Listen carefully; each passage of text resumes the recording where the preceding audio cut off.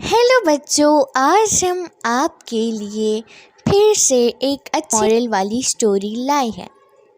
सबसे पहले अगर आपने मेरा चैनल तो उसे सब्सक्राइब कर बेल आइकन प्रेस करें और आपने इस स्टोरी से क्या सीखा वो मुझे कमेंट में बताएं। तो चलिए शुरू कर। एक दफ़ा का जिक्र है, दो बिल्लियाँ थी, वो आपस में बहुत अच्छी थी। उन्हें जो खाना मिलता वो दोनों आपस में बांट कर खा लेती थी।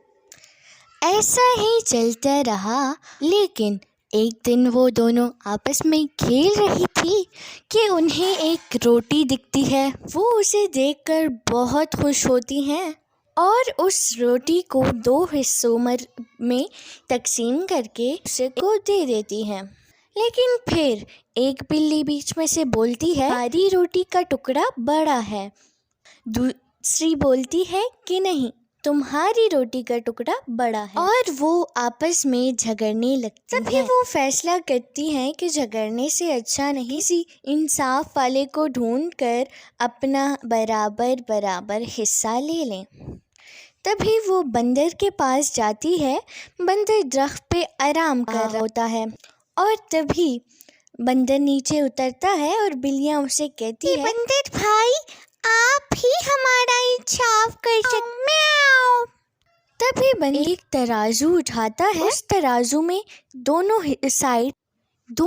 तरफ एक एक हिस्सा रख देता है और फिर वो एक टुकड़े से निवाला तोड़कर मुंह में डालता है तो फिर दूसरे, और ऐसे ही वो करता रहता है कि आखिर में रोटी के दो छोटे छोटे टुकड़े। बिल्लियाँ कहती है कि बंदर भाई, आपकी इंसाफ को सलाम, हम इसी पे ही गुजारा कर लेंगे।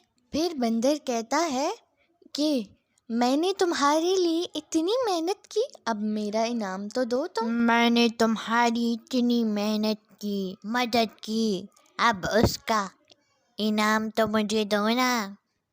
और बंदर वो रोटी भी खा जा। तभी बिल्लियों के पास पछतावे के सिवा कुछ नहीं बचता और वो दोनों सर पकड़कर बैठ जाती हैं। सबक: झगड़ा फसाद, इत्तेहाद फायदा।